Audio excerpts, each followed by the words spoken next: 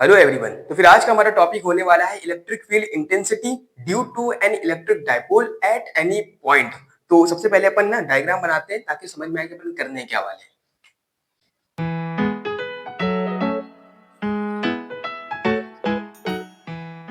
ये एक electric dipole है क्योंकि यहाँ पर दो इक्वल और अपोजिट चार्जेस रखे हुए हैं। ये माइनस का क्यों, ये प्लस का क्यों, दोनों इक्वल है और अपोजिट है। इनके बीच की जो डिस्टेंस है वो काफी ज्यादा मिनिमम डिस्टेंस है जिसको ए यानी कि 2a से डिनोट किया जा रहा है। ओके, हमें इस इलेक्ट्रिक डाइपोल की वजह से किसी भी पॉइंट पर, एनी पॉइंट पर हमें क्या करना है, इलेक्ट्रिक फील्ड की इंटेंसिटी बतानी है। हम लेट कर लेते हैं इस पॉइंट पर। ओके, इस पॉइंट पर अपन लेट कर लेते हैं कि हमें यहाँ पर इलेक्ट्रिक फील्ड की इंटेंसिटी बतानी है। ये पॉइंट जो है हमारे इलेक्ट्रिक डाइपोल से कितनी दूरी पर है, तो इसको दिखा देते हैं आर से कि ये आर दूरी पर है। इनके बीच में जो एंगल बन रहा है, इलेक्ट्रिक डाइपोल के पास जो एंगल बन रहा है, इसको दिखा देते हैं थीटा से। मतलब ये कि एक इलेक्ट्रिक डाइपोल की वजह से, एक इलेक्ट्रिक डाइपोल की वजह से हमें इलेक्ट्रिक फील्ड की इंटेंसिटी बतानी, कहां पर बतानी है, तो आर कॉमा थीटा पर। आर डिस्टेंस है और थीटा उनके बीच में बनने वाला एंगल है। एंगल कम या ज्यादा कर सकते हैं और कम या ज्यादा करके इस इलेक्ट्रिक डाइपोल के कहीं पर भी जा सकते हैं। कोई भी चीज हमने यहाँ पर क्वेश्चन नहीं की है। दूरी आर को कम या ज्यादा करके इसको भी हम बढ़ा या फिर घटा सकते हैं। तो कुल मिलाकर के बात यह है कि हम यहाँ पे निकाल लें, लेकिन इसको निकालने के बाद ना हम किसी भी पॉइंट पर निकाल सकते हैं। इसका डेरिवेशन करने से हमें ये फायदा मिलेगा कि हम इसके डेरिवेशन से जो आंसर आएगा उसकी मदद से हम एक इलेक्ट्रिक डाइपोल के इलेक्ट्रिक फील्ड की इंटेंसिटी किसी भी पॉइंट पर बता सकते हैं। बात समझ में आई? अब इसके डेरिवेशन को आगे बढ़ाने से पहले जरूरी है कि हम कुछ कॉन्सेप्ट जान ले इसके बारे में। तो एक्सियल पोजीशन पर और इक्विटोरियल पोजीशन पर एक इलेक्ट्रिक डाइपोल की वजह से इलेक्ट्रिक फील्ड की इंटेंसिटी क्या होती है, इसका बेसिक कॉन्सेप्ट अपन थोड़ा सा लेंगे। यहाँ पर अपन उसका डायग्राम बनाते हैं, चलो ध्यान से देखना।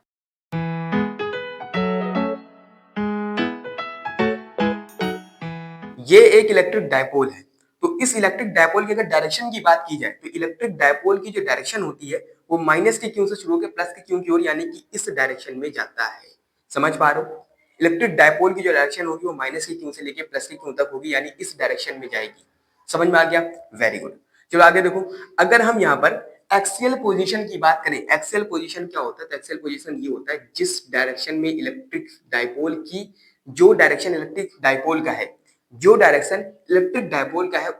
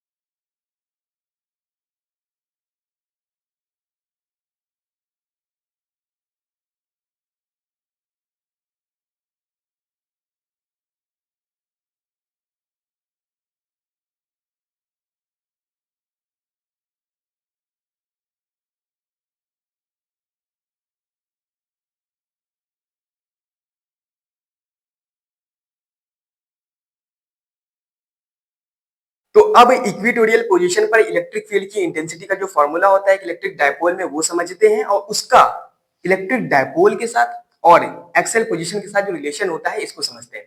रिलेशन को समझने से हमें ये फायदा होगा कि अब हम ना इन पॉइंट्स को कहीं पर भी फाइंड कर सकते हैं, कहीं पर भी ढूंढ सकते हैं अगर हमें रिलेशन पता चल गया इनके बीच में तो। ओके, तो चलो पहले अपन रिलेशन को समझ लेते हैं। कुछ बेसिक सी चीजें जो हम आपको बताएंगे उनको थोड़ा सा अपने दिमाग में रखना, यहाँ पर वो चीजें काम आने वाली है। ठीक है, समझो ध्यान से। तो अब ये कौन सा पॉइंट है, तो ये इक्वेटोरियल पॉइंट है। इक्वेटोरियल पॉइंट है।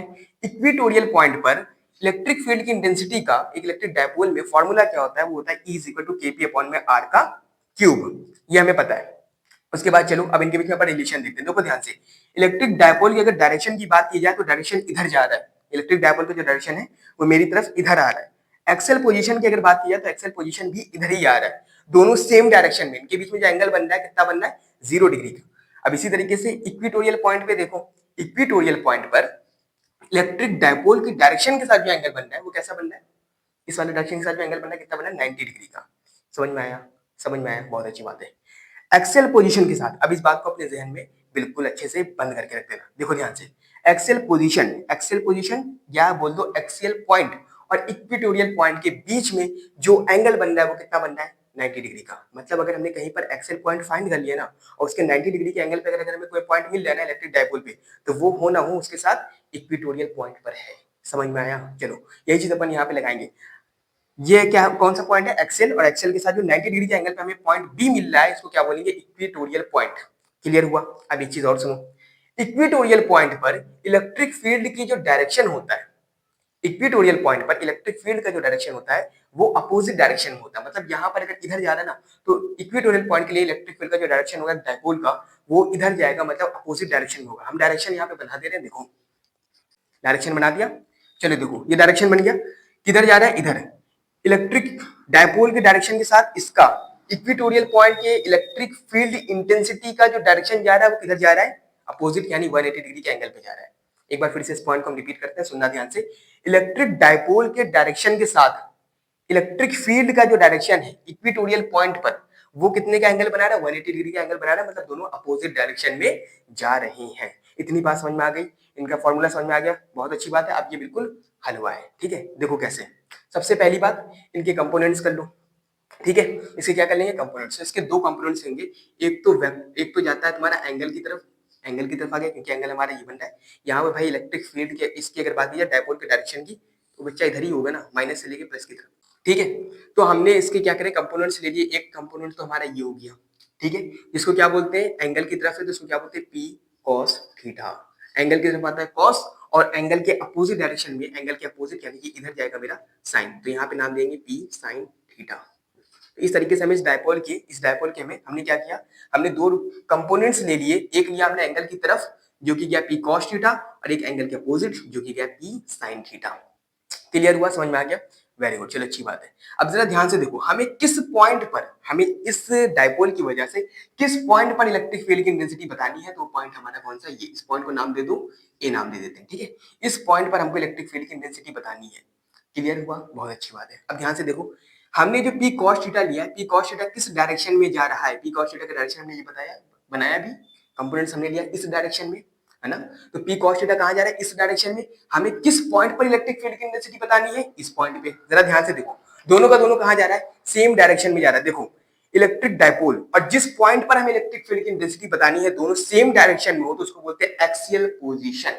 क्या बोलते हैं उसको? Axial position. तो होना हो यहाँ पर एक्सियल पोजीशन वाला ही केस बन रहा है। क्यों? क्योंकि देखो इलेक्ट्रिक डायपोल का जो हमने डायरेक्शन लिया पी कॉस थीटा वो भी इधर ही जा रहा है, वो भी इधर ही जा रहा है, और हमें जिस पॉइंट पर इलेक्ट्रिक फील्ड की इंटेंसिटी फाइंड करनी पॉइंट ए, वो भी इसी डायरेक्शन में, मतलब दोनों सेम ही डायरेक्शन में। तो यहाँ पर हो ना हो एक्सियल पोजीशन वाला ही केस लग रहा है, जो कि है 2kp अपॉन में r का क्यूब। क्लियर हुआ?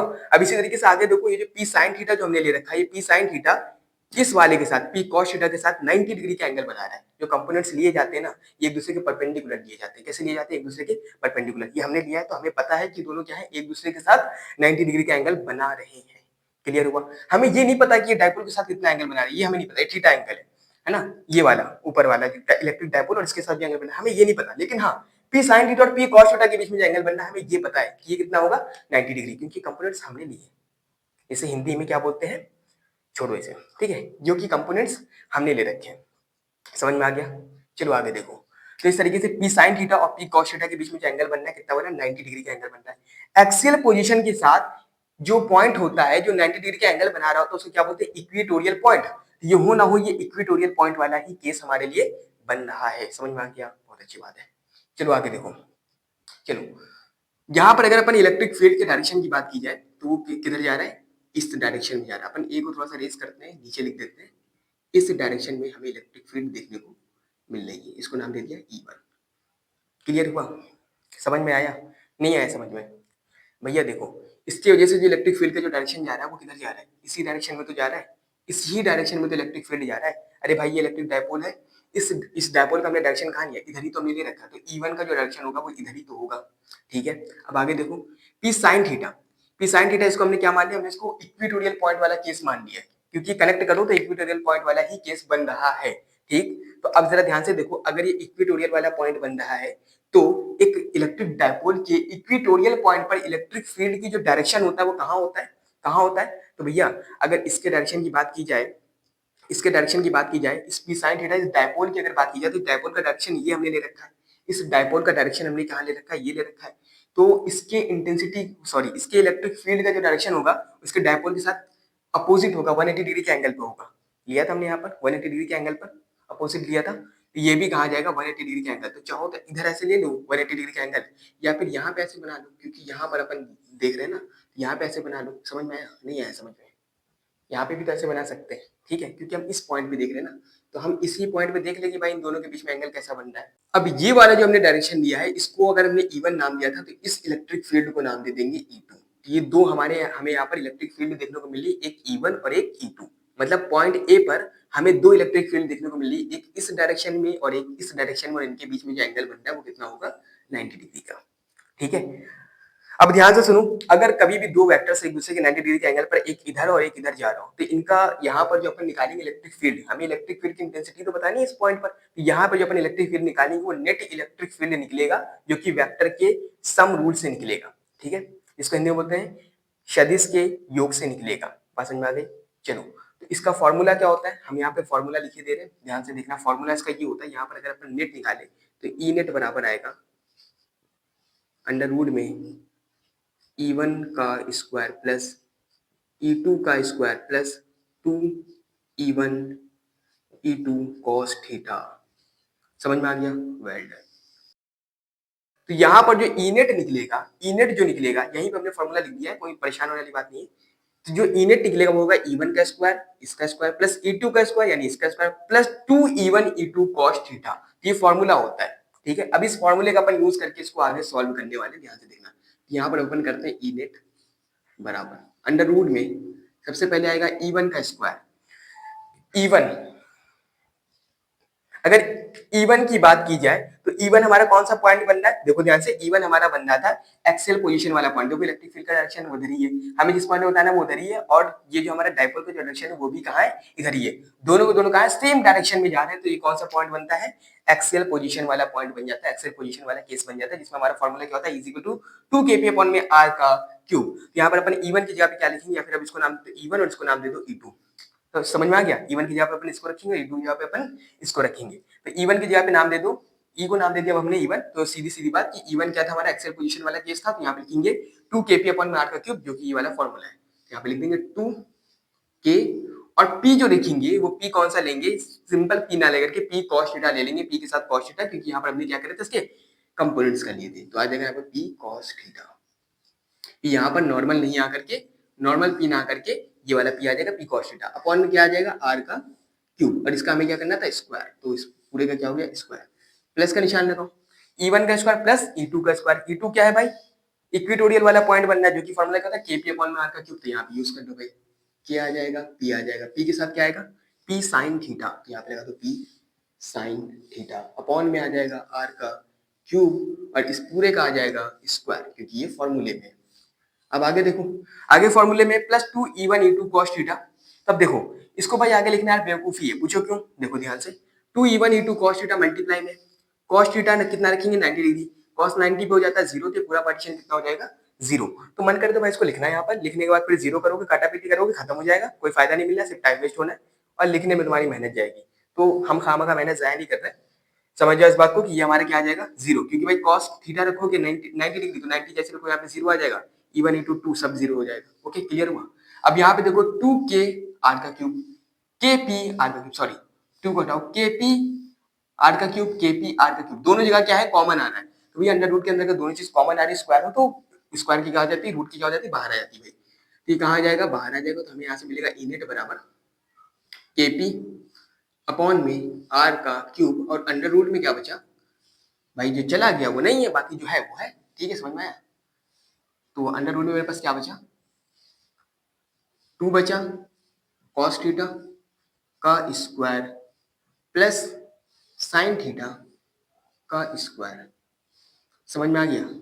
अब क्या में होगा, देखो ध्यान से, यहां तक समझ में आ ही गया होगा, इतना ज्यादा प्रॉब्लम नहीं है। प्रॉब्लम बस खाली ना इधर वाले पॉइंट में थी, इसको समझने में थी। ठीक है, केपी अपॉन में आर का क्यूब, अंडर रूट में आ जाओ, 2 का स्क्वायर कितना होता है भाई, 4 होता है, बच्चा भी बता देगा, cos स्क्वायर थीटा आ जाएगा, प्लस sin स्क्वायर थीटा आ जाएगा। भाई डेरिवेशन ना अब लगभग क्या हो गई हमारी कंप्लीट हो गई, लेकिन इसको अब कोशिश ये करते हैं कि जितना हो सके इसको और सिंपल कर दो। जैसे नहीं खाना बनने के बाद जितना हो सके उसको मेहमान के सामने रखने से पहले सजा दो, धनिया-वनिया डाल दो, अगर है तो। नहीं है तो नहीं डालो। तो वही वाला काम अपन अब यहाँ पे करने वाले हैं।